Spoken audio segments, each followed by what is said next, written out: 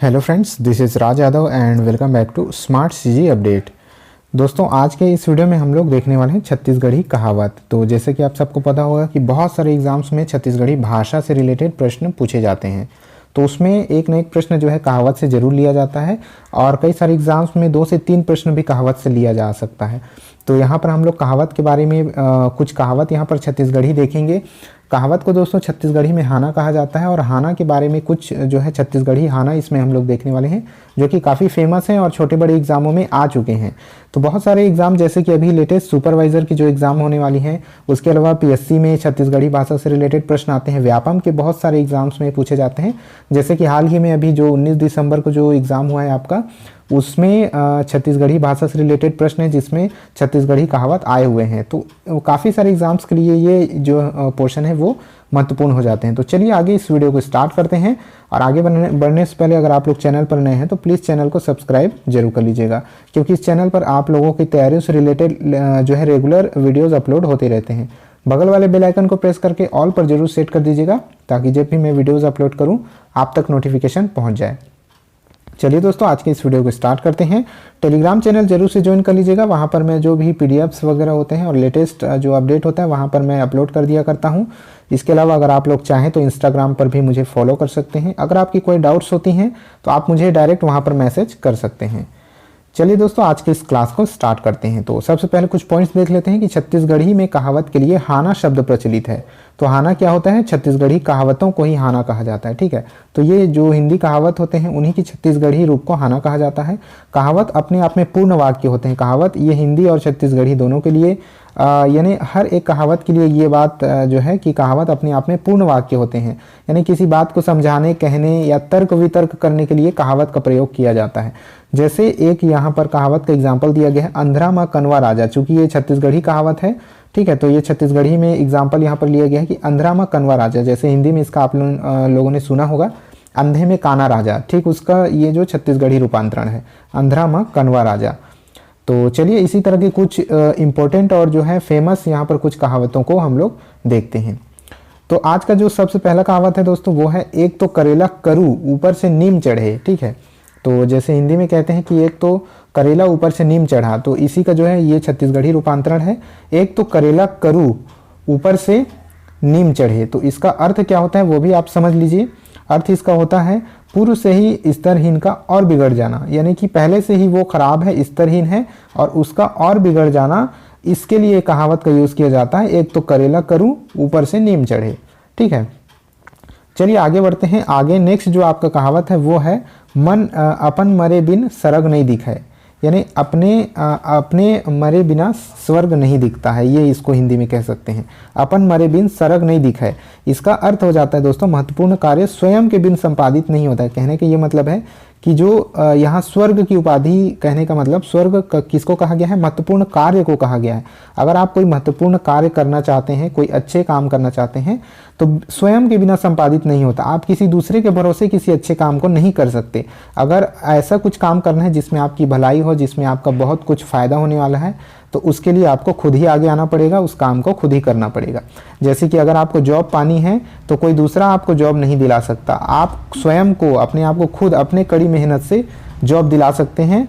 ठीक है, government job या सरकारी जो काम है वो दिला सकते हैं। चलिए दोस्तों, आगे बढ़ने से पहले एक इन्फॉर्मेशन आप लोगों के लिए। अगर आप एक फ्रेशर हैं या फिर ऑलरेडी किसी प्राइवेट जॉब पर हैं और आप एक प्लेटफॉर्म चाहते हैं जो कि आपको अपने ड्रीम जॉब तक लेकर के जाए, वो भी इंडिया के बेस्ट कंपनीज के साथ, जैसे कि क्रेड, मीशो, ग्रो, कू एटसेट्रा। जैसे कि यहाँ पर सुपर डेली कंपनी की हायरिंग है, जहाँ पर आपको as a software engineer 20 lakh रुपए पर एनएम और as a senior software engineer 15 से 28 लाख रुपए पर एनएम की सैलरी मिल सकती है। और वहीं ग्रोफर्स में आपको डाटा एनालिटिक्स में 16 से 20 लाख रुपए पर एनएम की सैलरी मिल सकती है। तो दोस्तों, ये प्लेटफॉर्म है रीलेवल बाय अनअकैडमी, जो कि 6 डिफरेंट कैटेगरीज में टेस्ट कंडक्ट कराता है, जैसे कि business development, business analytics, front end development, back end development, data analytics test और फुल स्टैक डेवलपमेंट। और इन टेस्ट को देने के लिए न तो आपको किसी रिज्यूमे की जरूरत है, न वर्क एक्सपीरियंस चाहिए और न ही कोई डिग्री चाहिए। सिर्फ इसके लिए आपकी उम्र 18 से 40 साल के बीच होनी चाहिए। अगर आप इस टेस्ट के थ्रू 70% मार्क्स ले आते हैं तो आप एलिजिबल हो जाते हैं इंडिया की 1000 प्लस कंपनीज में प्लेसमेंट के लिए, जहां पर आपको मिनिमम 4 लाख पर ईयर का पैकेज नॉन टेक के लिए और मिनिमम 6 लाख पर ईयर का पैकेज टेक के लिए मिल जाता है। लेकिन आप अपने नॉलेज और स्किल्स के बेस पर 25 से 40 लाख रुपए पर ईयर की सैलरी भी पा सकते हैं। तनिष्क नाम के एक 20 साल के लड़के ने क्रेड कंपनी में 40 लाख रुपए की एक जॉब पाई है। दोस्तों टेस्ट बिल्कुल फ्री है और टेस्ट में हाईएस्ट स्कोर करने वाले टॉप 3 कैंडिडेट को एप्पल की मैकबुक, आईफोन, वॉच मिलेगी और इसके अलावा 47 कैंडिडेट्स को री-लेवल की तरफ से गुडीज मिलेंगी। तो दोस्तों देर किस बात की है, नीचे डिस्क्रिप्शन में आपको लिंक मिल जाएगी री-लेवल बाय एकेडमी के इस टेस्ट में इनरोल करने के लिए। चलिए आगे बढ़ते हैं। नेक्स्ट जो कहावत है दोस्तों वो है कन खजूरा के एक गोड़ टूटेले कुछ नहीं होए। ठीक है, ये छत्तीसगढ़ी कहावत है। हाना है कन खजूरा के एक गोड़ टूटेले कुछ नहीं होए। कहने का ये मतलब है, जैसे कि आप सबको पता होगा कि एक कन खजूरा होता है, उसके बहुत सारे पैर होते हैं। ठीक है, बहुत सारे उसके पैर होते हैं। तो अगर उसका एक पैर टूट जाता है तो कुछ नहीं होता है। इसका अर्थ ये लगाया जा सकता है कि छोटी मोटी हानि से धनी व्यक्ति का कुछ नहीं बिगड़ता। जो व्यक्ति धनी है, जिसके पास बहुत पैसे हैं, अगर उसको पैसों का थोड़ा बहुत नुकसान हो जाता है तो उसका कुछ नहीं बिगड़ता है। ठीक है, आगे बढ़ते हैं और नेक्स्ट यहाँ पर जो हाना दिया गया है वो है करनी दिखाए मरनी के बेर। ठीक है, करनी दिखाए मरनी के बेर, ये जो है काफ़ी सारे एग्जाम्स में पूछा जा चुका है। कर्म का प्रतिफल मृत्यु के समय दिखता है, यानी कि जब कोई व्यक्ति मरने वाला होता है तब वो अपने कर्मों को याद करता है और उसके कर्म उसके मृत्यु के समय ही जो है लोगों को भी दिखाई देते हैं, लोगों को भी याद आते हैं। तो इसी के लिए ये हाना बनाया गया है, करनी दिखाए मरनी के बेर। ठीक है, आगे बढ़ते हैं। उधार के खवई और भूसी के तपई, ये एक हाना है छत्तीसगढ़ी। उधार के खवई और भूसी के तपई, इस हाना को क्यों प्रयोग किया जाता है?